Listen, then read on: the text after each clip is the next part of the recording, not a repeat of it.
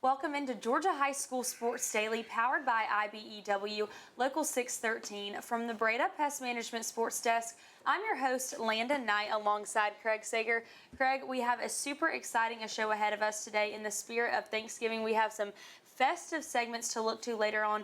First, we're going to start by welcoming IJ Rosenberg to the desk. IJ, you got to listen to the appeal this morning pertaining to the Gainesville-Brunswick situation.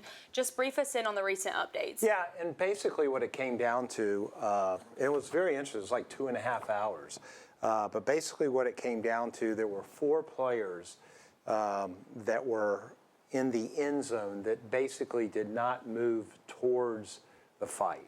Okay, so, and the GHSA voted, they made a motion that those 4 players, which were all 4 very good players, including one is going to the University of Alabama, another Super 11 kid, that they voted pretty much unanimously to allow to play. All right. The other 35, however, they said they upheld the appeal and they cannot play, which I understand, and we can talk about this a little bit. As far as how Gainesville, handled their appeal, I think the mistake that Gainesville made was they made it into a very emotional appeal. This is not about emotion. This is about rules. And the GHSA director, Tim Scott, said that. Josh Nibleth, and I understand it, he's the coach, but Gainesville really made it emotional. I don't know if it would have made any difference if he would not have, but what it came down to is a rule is a rule. And what has to happen, and look, this isn't an easy situation. I mean, Craig, we both know we played. Landon, I know you're an athlete. I mean, your first reaction is to go help your teammate. But the rules state clearly that you can't come off the bench. And once you cross that line onto the field of play towards a fight, you're going to be ejected. And that's what happened in this situation. It's not necessarily the fairest, but those are the rules. The mistake that Gainesville made was not having a plan in place. The assistant coaches, instead of them running onto the field, should have held the kids off the field. I remember coaching middle school. I coached Alvin Kamara, who plays for the Saints at middle school, and we played in a lot of situations that were tough situations at tough places and stuff like that. But we were very aware of that rule, and we knew as assistant coaches that we had to hold the players back. And that's what happened, Craig. And it's a shame. I think it puts a damper on both teams, but it is what it is, and this is a situation, and they'll have to go face them without most of their team. Yeah, I want to get deeper into that, argument, because I looked at the bylaws. They were being kind of posted a lot this week. The players that were on the field, if they even stepped towards the altercation, or what are they supposed to do? Did Gainesville kind of They're not, yeah, they did. And that's why those 4 players that we talked about, and we can talk about names here. There was Jamarcus Sims and Roger Holder, and the other 2 names are Jamarian Matthews, and there was Xavier Griffin, who's a Super 11. They stayed in the other end zone, okay, and they didn't move towards the fight. But once you move towards the fight, the players that were on the defensive players that were on the field, okay, if they would have done the same that those players did, stand in the end zone and just sit there, then it would have been a different situation. But they had footage, and it was interesting because they didn't have all the footage, okay. I thought that they would have had better end zone camera footage, but from what was said in the meeting, that footage wasn't very good, which I don't necessarily believe, because typically a school like Gainesville is going to make sure that their camera in the end zone, because that's probably the most important camera on the field. But yeah, I mean, basically it's very simple. You can't move towards the fight, and once you move towards the fight, all right, you're ejected, and that's what happened in this situation. And again, I mean, if you look at what happened with Brunswick's athletics director came on and said that, it was their fault, it was on them. There is no doubt in my mind that Brunswick definitely, started the fight. A couple of their players are going to have to, either if they're underclassmen, going to have sit-out games next season. They might be suspended. If they play basketball or baseball, they're going to end up being suspended there. And there could be some legal action taken here. We just don't know. But there's really nothing that the GHSA could have done here. The bylaw stated clearly that if you come off the sideline, you're suspended, and that's what happened. But the meeting was interesting. I thought there were a lot of good questions answered. I thought Gainesville was prepared. But again, this cannot be emotional. This is about the rules. And the rules state clearly, and that's what Tim Scott, the GHSA executive director, said. He really had no choice.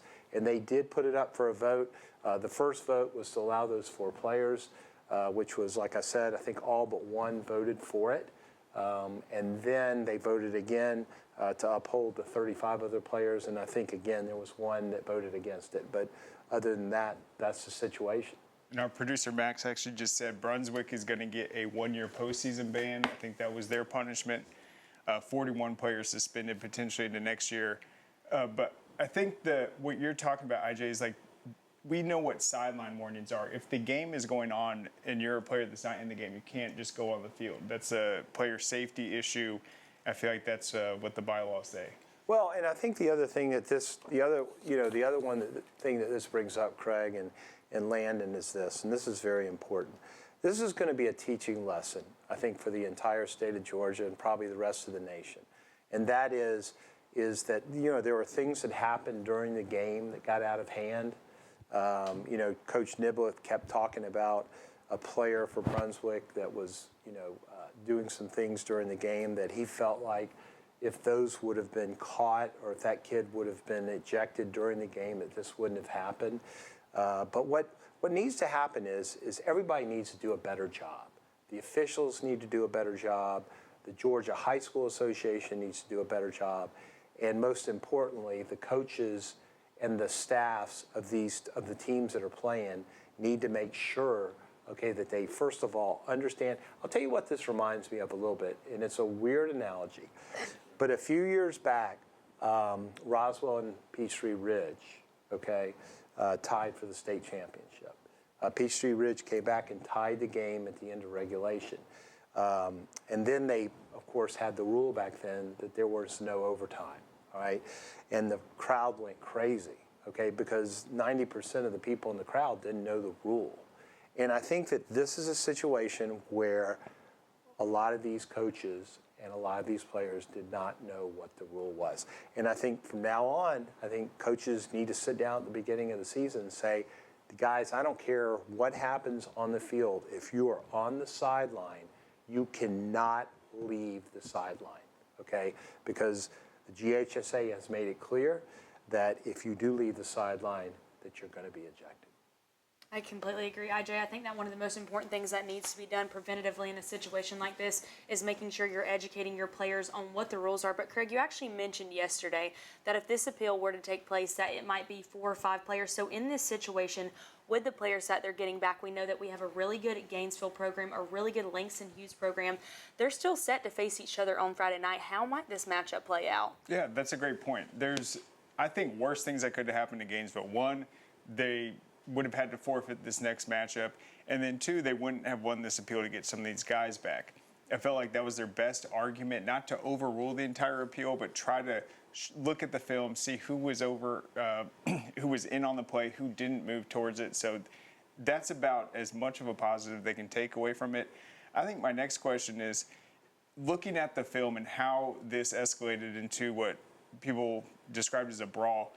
I remember seeing the Buford game, I think it was 2 seasons ago in the kickoff. There was a fight, I think, right as the game ended on the sideline. So it's like, what if the fight happens on the sideline? How are you going to handle the suspensions there? Because this one just so happened to happen mid-field, so it was easy to see who comes off the sideline. But, what happens if it's not in the field of play? Well, and the other thing we need to think about, one of the things that Coach Neblett, brought up, which I thought was interesting, was, he was talking about before the game that they were on the field early, and Brunswick wanted to do their walkthrough, and they asked them to get off the field and stuff like that, and it became a little bit of an ugly incident.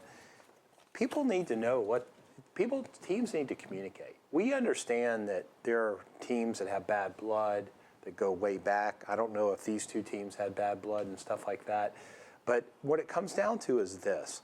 is that no matter what the situation is, okay, if you're a visiting team, okay, you need to know what the home team, the expectations of the home team. It goes from start to finish. It's not the head coach's responsibility, okay, yes, is playing the game and getting his kids ready. But there's so much more that's important. And what has to come from this is communication. And sometimes things like this aren't bad things. As long as nobody got injured or anything like that. We saw the helmets that the Brunswick kid ripped off games. So I hate that. And if I'm standing on the sideline, I want to go on the field and do whatever it takes to protect my teammate. But at the same time, the head coach has to know the rules and has to make sure that his kids know the rules. And look, I think this can be turned into a positive thing. Yeah, I mean, I saw the video. I saw it from, I think, some of those new angles. You see the Gainesville player that has his helmet ripped off. His hands are up in the air. And then I felt like his teammate, they didn't really punch first. And then once the player came. And that player, by the way, is allowed to play Friday. So he was one of the 4 players. Well, yeah, I mean, I thought that was clear on the video. And then you saw the Brunswick player come from pretty much the all the way the other side of the field. And then that's really what set it off. I feel like at first Gainesville was trying to disengage and look at the ref, say, hey, can you help us out here? This guy is taking off my helmet. But it was once that player came in, that's when all heck broke loose. And I know, Landon, we got to go to a break, but that's another thing. I mean, the officials need to learn from this. They need to make sure that they're in control of the game and they're taking care of this situation. I mean, and another thing before we go to break that's really important is that I noticed that there was security there, okay, that did not immediately run on the field and try to break this up, which I was surprised. So it goes back. Everybody here, okay, made mistakes. So now let's learn from this. I think the GHSA will do a good rule, and hopefully going forward we won't have to deal with a situation like this again. Again, that matchup is set to take place this upcoming Friday night. Right after this short break, we're going to be talking about our game of the week, Cartersville versus Kell. That's going to be at Kell Stadium, talking about some of those recruits that you want to have your eyes on. We will be right back after this short break. Nobody wants to hear the word roaches because who wants to admit they have roaches? I actually found some weird roaches. I didn't know what they were. I decided to choose Breda. I reached out to them. They check in routinely. They're explaining what they're doing. So there's a lot of clarity in the process as well. I think that just speaks to the level of safety that I feel with the organization. The facts are, roaches are everywhere in our environment. So what are you doing to keep them out of your home? Breda, Breda, no need to be afraid of bugs.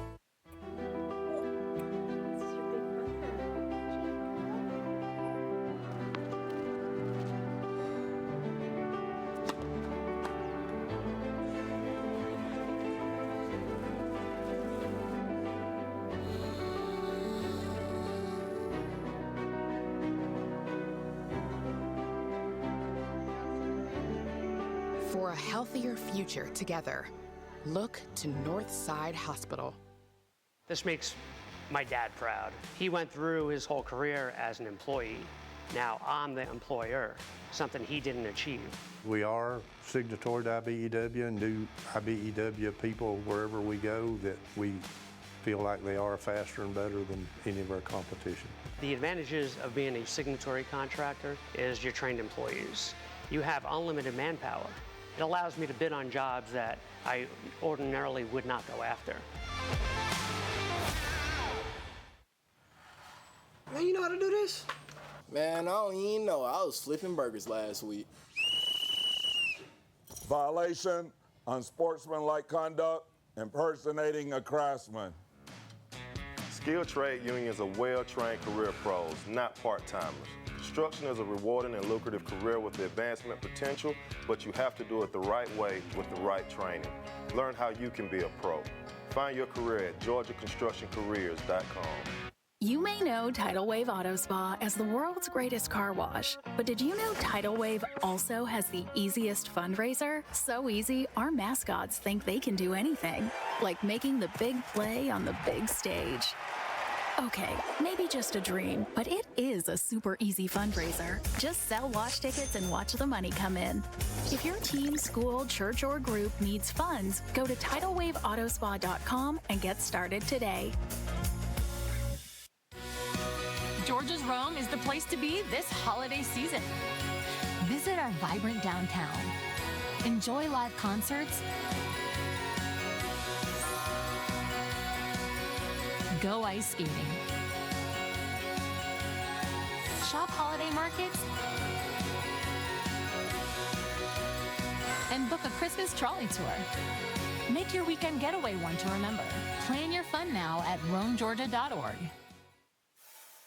Georgia High School Sports Daily is brought to you by the International Brotherhood of Electrical Workers, Local 613. Electrify your career. And by Breda Pest Management. They handle bugs and critters.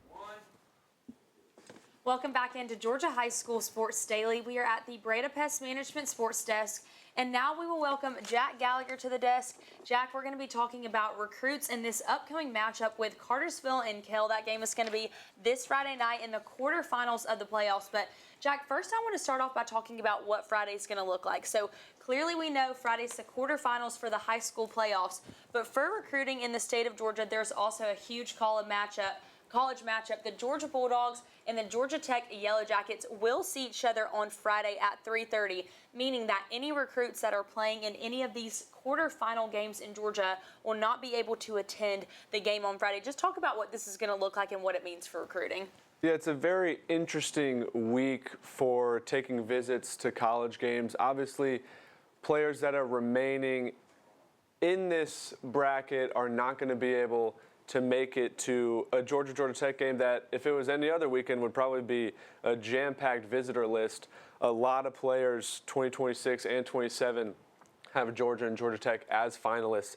Now, teams that have been eliminated will be able to maybe make that trip, so we'll see if more recruits pop up on the visitors list for that game. I think Georgia Tech is technically the home team, even though it's at the Benz, so they would technically be visiting Georgia Tech for that game. And then an interesting advantage maybe for Auburn for the Iron Bowl, that's on Saturday, so recruits that are still left in the playoffs can make a Saturday visit to that game.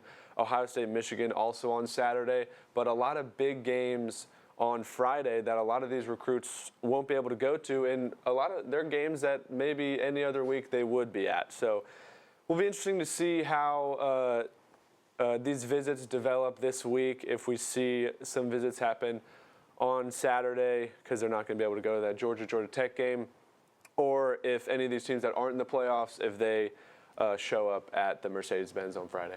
So, Jack, being a Kell alumni, I know that you have been pulling for your Kell Longhorns all season.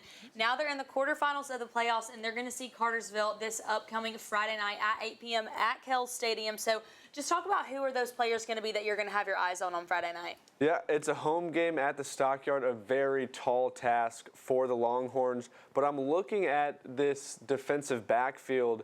You're not going to find a lot of defensive backfields with three Power 4 commits. Three Power 4 commits that all really do different things. Three-star cornerback Jalen Williams, he's committed to Arizona State. A couple weeks ago when they played Cambridge, he was on Craig Dandridge pretty much all night. So that's going to be the corner that's going to be on Brady Marquise for Cartersville. Interested to see how that matchup goes down. And then three-star safety Tony Forney committed to Missouri. He's been very good on the back end for this defense, but also really good on special teams this year. 2 kick return touchdowns, blocked punts, blocked field goal. So very interested to see him affect the game in more ways than one. And then the big recruit, the linebacker Braden Roos, Tennessee commit. He is locked in with Tennessee. Rouse, I apologize. He is locked in with Tennessee. Georgia making a late push, I don't think it's going to work out for the Bulldogs, as he's very locked in with Tennessee. But UGA missed on a lot of these in-state linebackers. Braden Rouse, Tyler Atkinson, Xavier Griffin. So they're circling back on a few of these guys, trying to make a late push. Georgia's linebacker class for 2026, I think they have one guy, really not a great class by Georgia standards. Their 2025 class was really good, but we're going to see them kind of get a late push in on these in-state linebackers. And then another DB for Kell, 3-star safety, Joel Combe. He's also a Tennessee commit. So 2 Tennessee commits on that defense. Very interested to see. And then on offense, you got 2 2027 guys that I'm interested to see. Obviously, Mooney Gibson, we talk about him all the time. He needs to get his touches in this game. They got to be effective offensively. We've seen plenty games this season where Kell has not been effective offensively, and they are putting so much pressure on that defense. It's going to be a tough game to win if you're putting pressure on your defense, especially when you're facing an offense like Cartersville. So Mooney Gibson's got to get it going offensively. And then an interesting prospect, 3-star wide receiver, Brock Burris. This is Kirby Smart's nephew. He does not have Georgia offer, but he's a 6'5". He's a speedster. He has 8 Power 4 offers. He's a very raw prospect. He's got to develop. He hasn't really become that go-to target for Kell, but obviously 6'5", one of the fastest guys on this team. Very interesting to see if he can make a few plays in this game.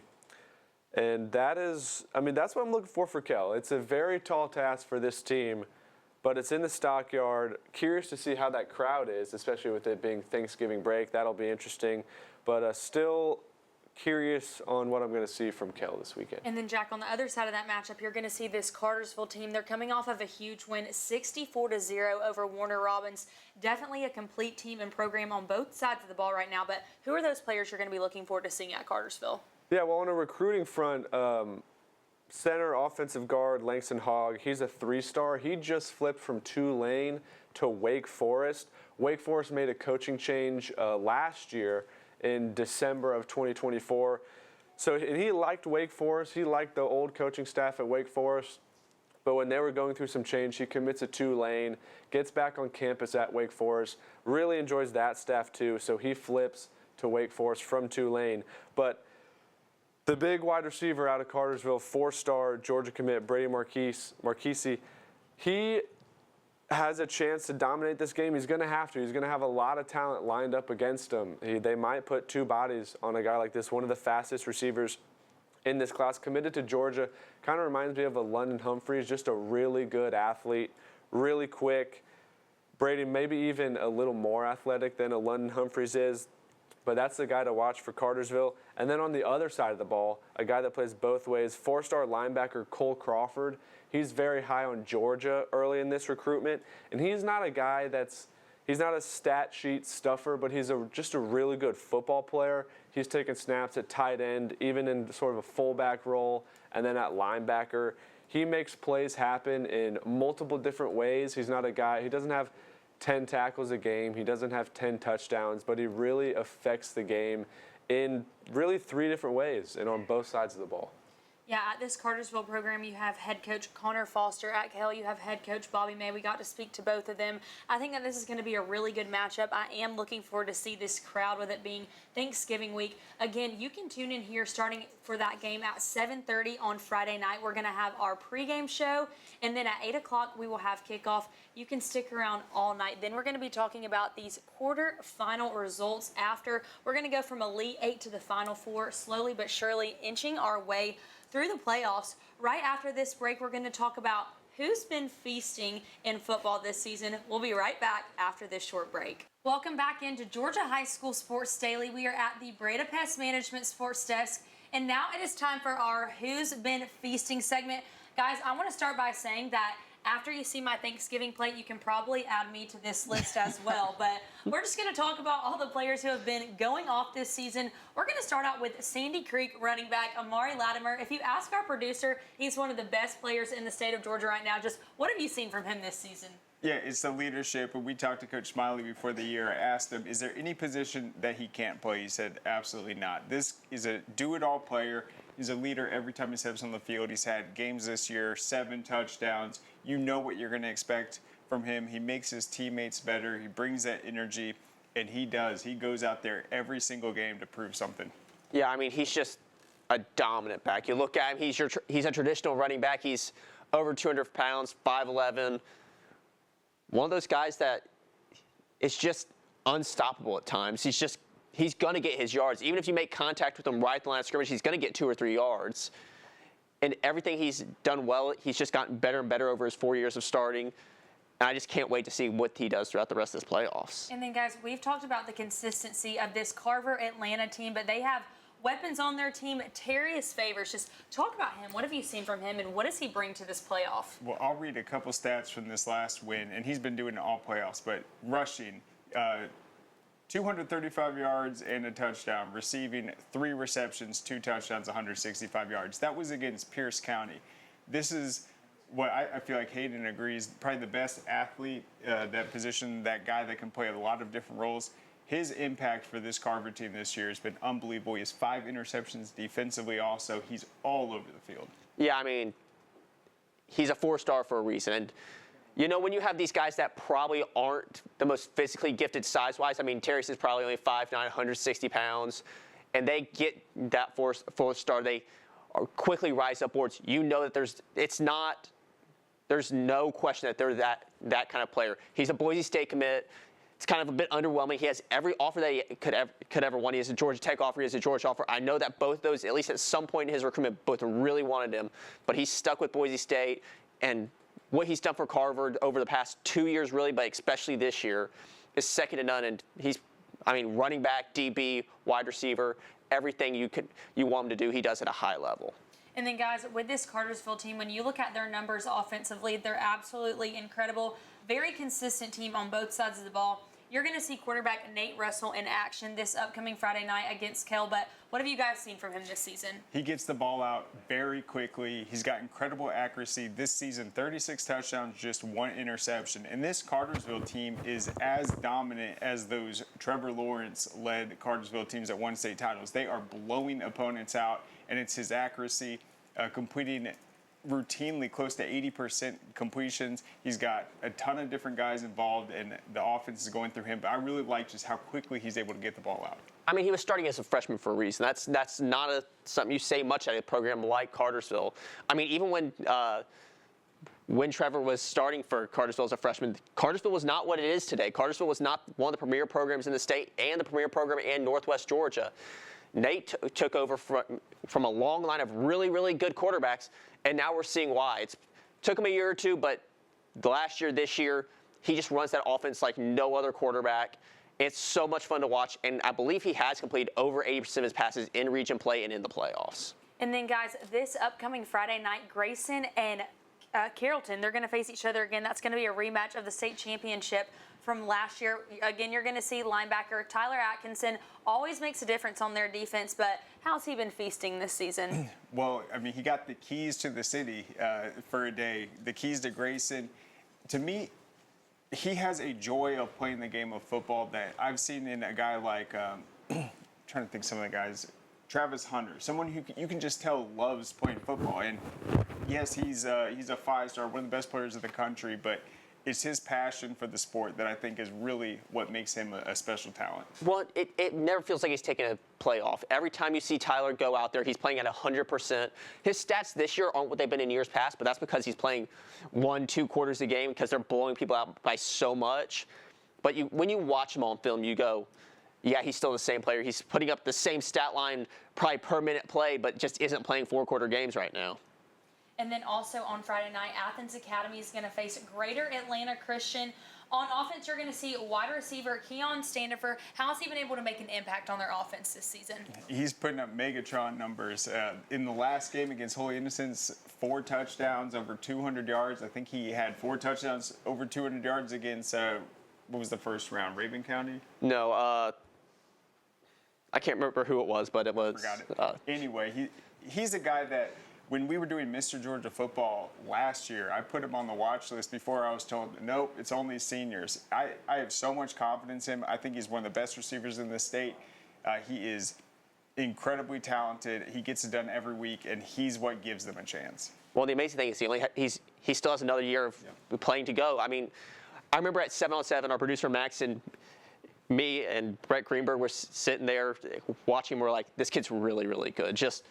He was their entire offense at times out there, and when you look at everything he does well, he's so dominant as a pass catcher. This year he's been doing a good bit of rushing the ball on jet sweeps, on stuff like that. He's just Mr. Do-It-All. At that level especially, a guy that's that fast and is that shifty is nearly impossible to stop. And it's been so much fun to watch him really develop over the past 2 seasons. Friday night, Roswell and Sequoia will also see each other. We've got to see both of these teams play this season. We actually got to see Roswell very recently play Milton. At Roswell, you're going to have engineering the offense. Trey Smith, their quarterback. We were just talking about this before the break. He's been able to put up some great numbers as well this season. But what have you seen from him? Yeah, his leadership is special. He has this kind of heroic ability at the quarterback position to just be physical, make throws that are exceptional, make the play when his team needs it. He has the clutch factor. He has it all. Yeah, I mean, we've seen it now for 2 years out of Trey. I mean, when KJ Smith, I believe, was their previous quarterback, left, we kind of were like, well, who's going to take over? Like, he kind of a similar guy, not overly recruited, but a really good quarterback. Trey comes in and has just played lights out the entire time. It's beaten Gainesville twice. 2 years of home playoff games. This year, it looks like they have a chance to make a run to at least the quarter. They've already made the run to the quarterfinals. They have a chance at semifinals this week. If he's not throwing the ball amazingly, he's rushing the ball for over 100 yards. When they take away the rush, he's throwing the ball for over 300. Just everything you want to see out of a young quarterback, he's doing, and he does it with such grit and such determination that you don't see a lot of in modern high school football.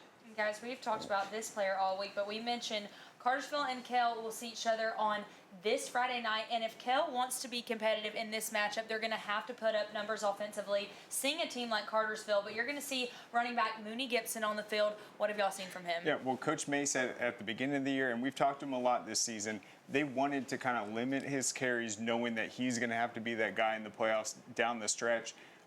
He's very efficient with his carries, and he's the one that's going to set up that play action that we saw with the Brock Burrs touchdown to beat Southwest DeKalb. That would not have been possible if not for those hard yards and reliable running of Mooney Gibson. Yeah, he's just one of the better running backs in the state. I believe he's over 1,700 yards on the season. He's had some great outings. He'll be the engine of this offense if they are able to win this Friday. And then lastly, guys, on this list, we have North Gwinnett's linebacker, Jake Godfrey. Just what have you seen from him? Yeah, he's an animal. 19 tackles in the last win. Gets a South Georgia powerhouse. He's just one of the more physical, tough-nosed defensive players we've seen. Yeah, I mean, son of the head coach. I mean, playing linebacker now. This is his third year starting. He still has one more year. This is what he's done his entire career. Just always has a nose for the football. Is able to differentiate run versus pass really well, especially when he was younger, when you don't see that nearly as much. But he's just so much fun to watch. He's so physical for a undersized linebacker. And there's a reason he's a 3-star with about as many offers as you could ever want. Well, I know all these players are going to be feasting on their plates on Thursday night and feasting again on the field on Friday. We're going to be right back after this short break with our Pick'em segment. Stay tuned. Customer service is everything in our industry, and one thing our clients love is when they call Breda, they get a live representative. At Breda, you get the attention you need and deserve right when you call in. Your appointment gets scheduled right then and there, and you get a specific time, no window of arrival. Our staff are your neighbors. They know what's going on in your community, and they're invested in doing it better. Breda, Breda, no need to be afraid of bugs. Dang, where you get this car? You need to join the union. The union? Absolutely. You can get 10 of these. Union construction workers earn the highest wages with the best benefits and the most protection in the construction industry. Find your career in construction. Go to GeorgiaConstructionCareers.com and start your future today.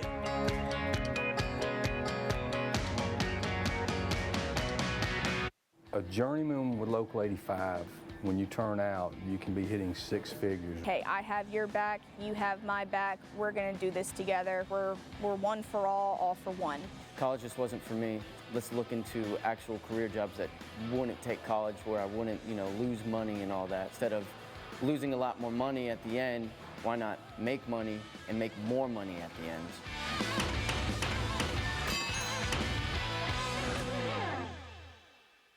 You may know Tidal Wave Auto Spa as the world's greatest car wash, but did you know Tidal Wave also has the easiest fundraiser? So easy, our mascots think they can do anything, like making the big play on the big stage.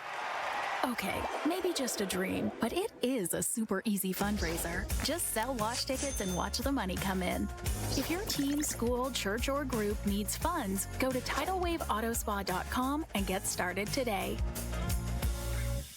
Nothing is as pure and special as high school sports in the state of Georgia. And Score Atlanta is its #1 fan. High school sports are about families, kids chasing their dreams, communities supporting their teams year in and year out, neighborhood signs, and off-season workouts when nobody's looking. It's the biggest stage that young athletes get to climb for the very first time. And Score Atlanta wants to connect your brand with Georgia high school sports in ways that have never been available before. In addition to our Georgia High School Sports Daily Show, Score Atlanta provides continuous coverage of the Georgia high school football season through its televised games, stories, and rankings.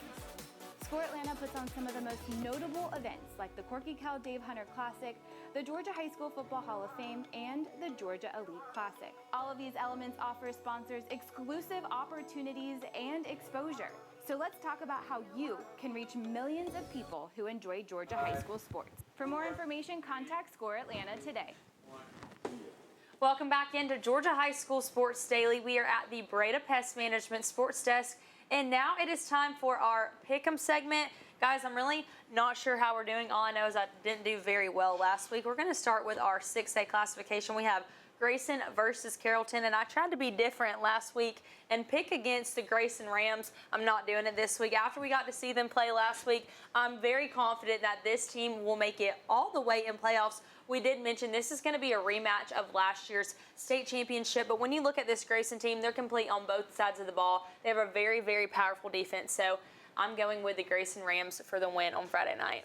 I'm going with Grayson, too. I feel like Carrollton has that motivation factor. The fact that they got their championship spoiled in Mercedes-Benz last year by Grayson, that's going to be driving them. But I feel like this last win by Grayson over Colquitt, there were a lot of lessons they were able to take away from that game. It was one of the harder fought battles they've had this season. They had to stop an incredible running back, some well-designed aggressive plays. Carrollton's going to be a much tougher matchup, but I'm going with Grayson. I'm glad y'all are confident because I'm not that confident. I went with Grayson. It's one of those things of I'm going to go with Grayson until they prove me wrong. However, CJ Cypher is a great quarterback. He is one of the best freshman quarterbacks in the entire country. I know when Carrollton had Juju, at least I said there's no way they're getting past Colquitt County. Colquitt County's going to play for a state title. They were able to get past him. They were able to win with a freshman quarterback. Can CJ do that? I don't know. Maybe, but I'm going to go with Grayson.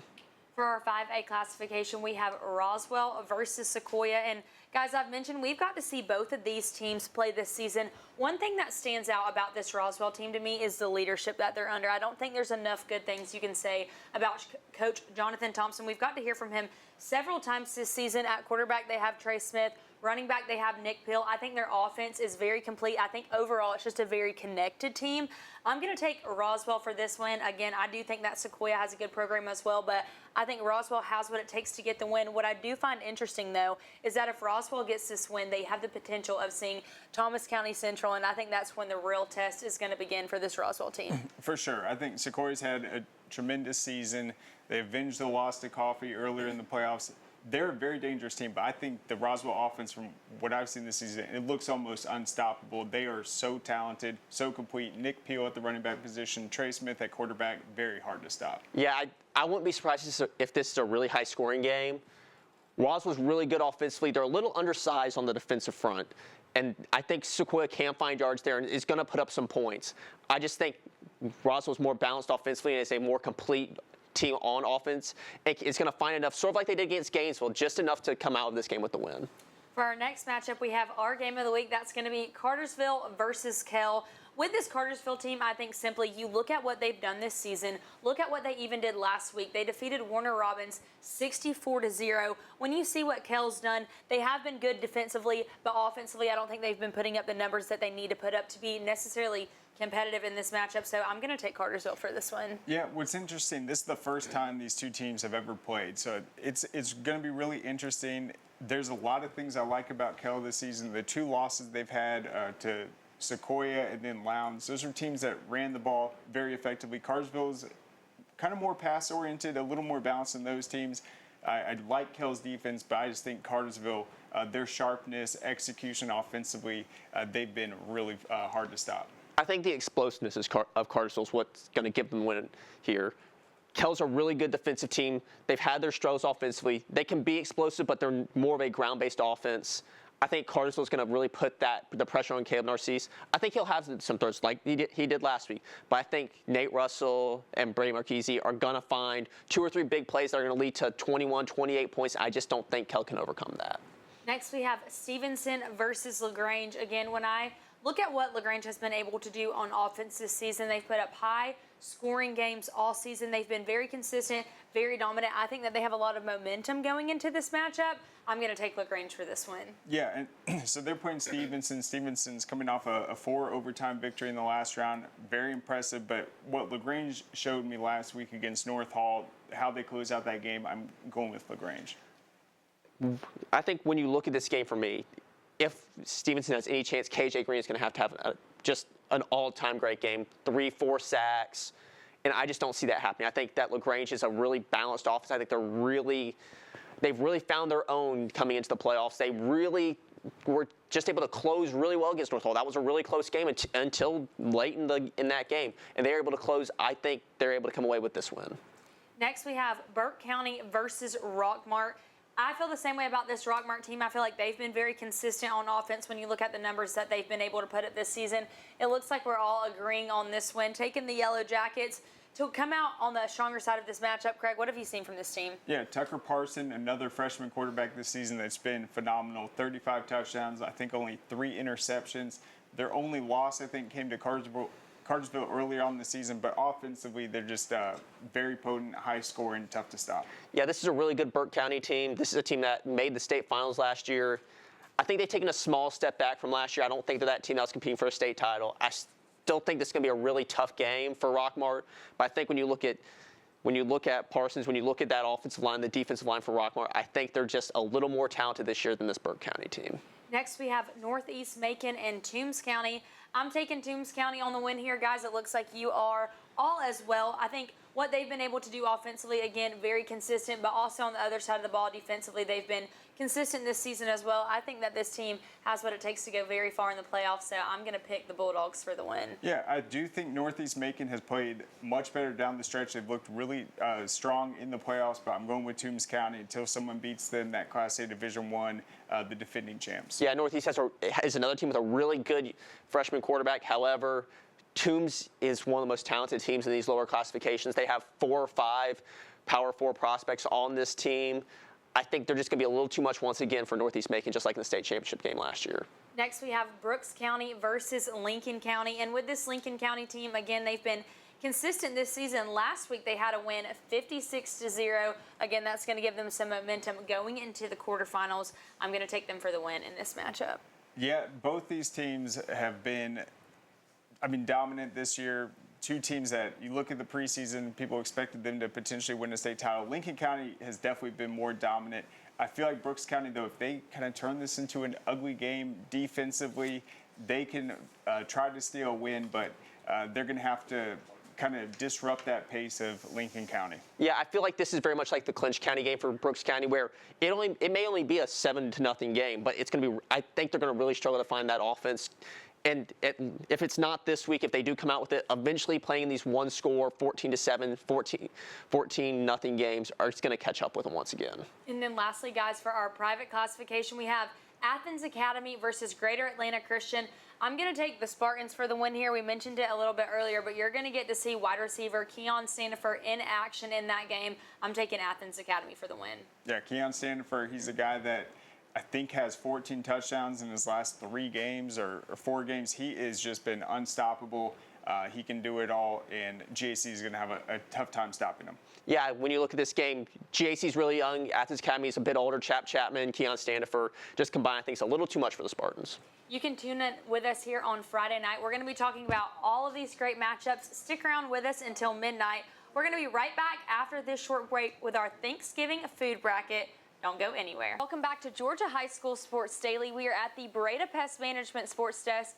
We thought it would be a good idea to have a little bit of fun and take a look at our own version of a bracket show, yet with Thanksgiving food. But before we get into that, there's another important holiday that I have to mention. It is our very own Hayden Gilbert's birthday. Just want to give him a shout out today.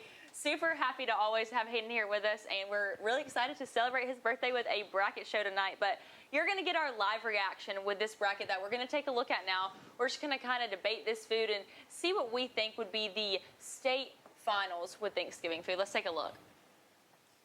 Okay, guys, so first we have turkey and ham. I'm always going to pick turkey over ham.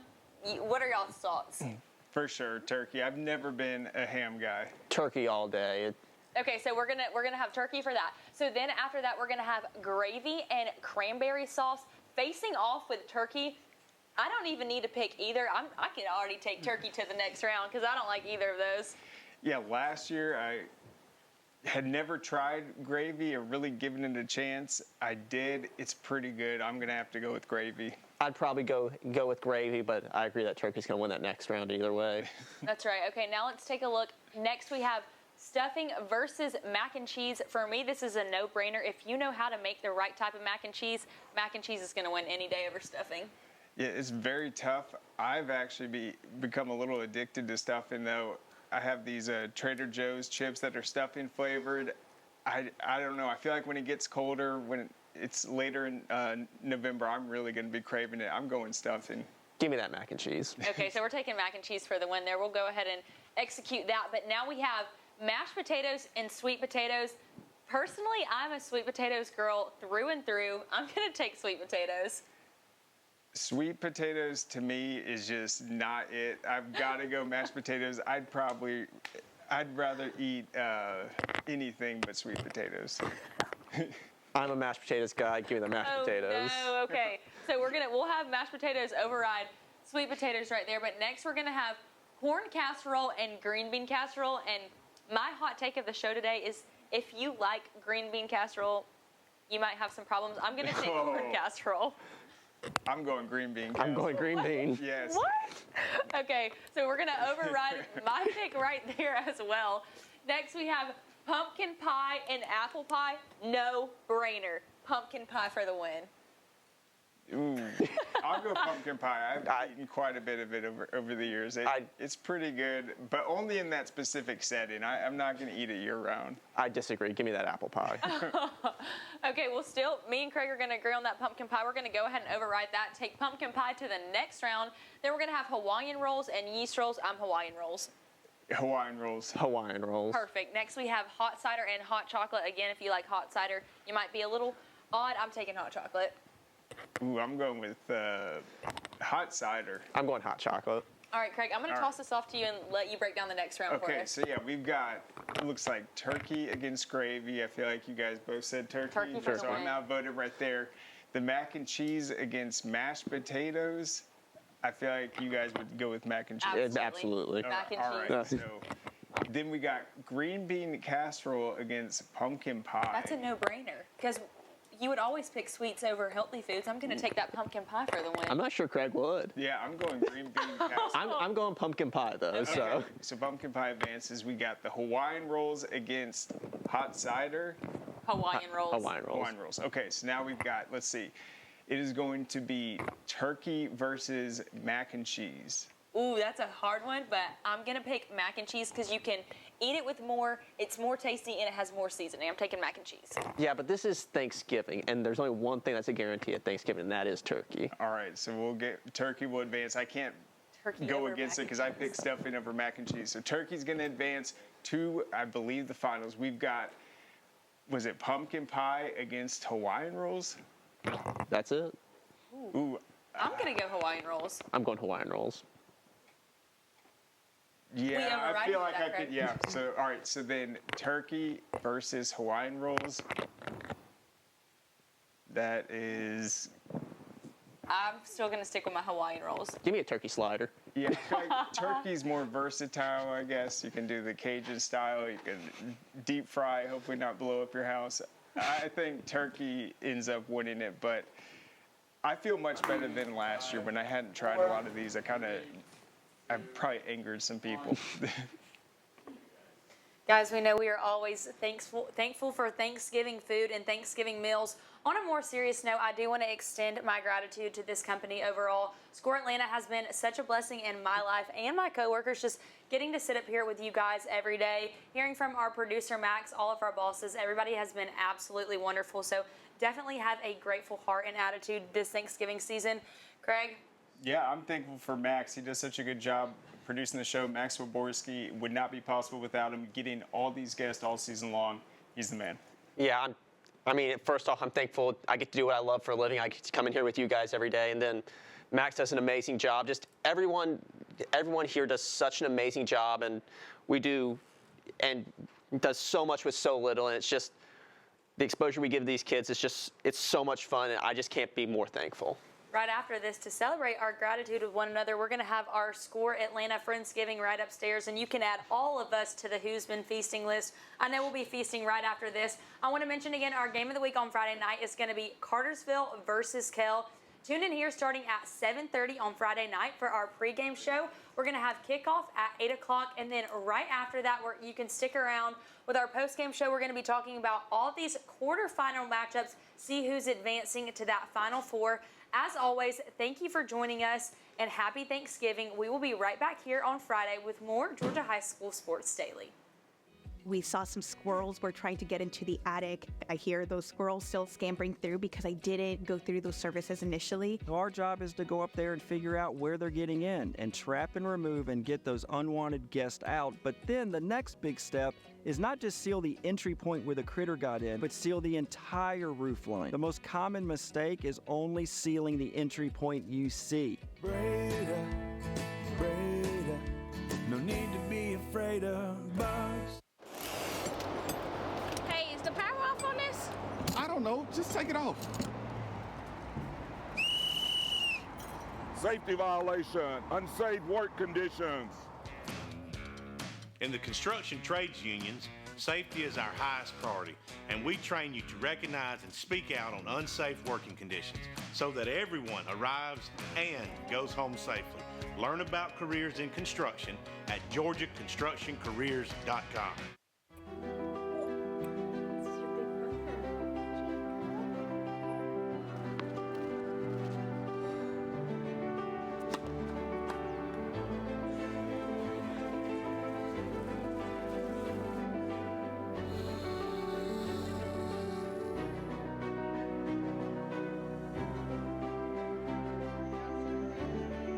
For a healthier future together, look to Northside Hospital. What happens after you graduate? Will you go to the next level? Will people have your back in the heat of battle? Will you still train like a champion in the pursuit of greatness?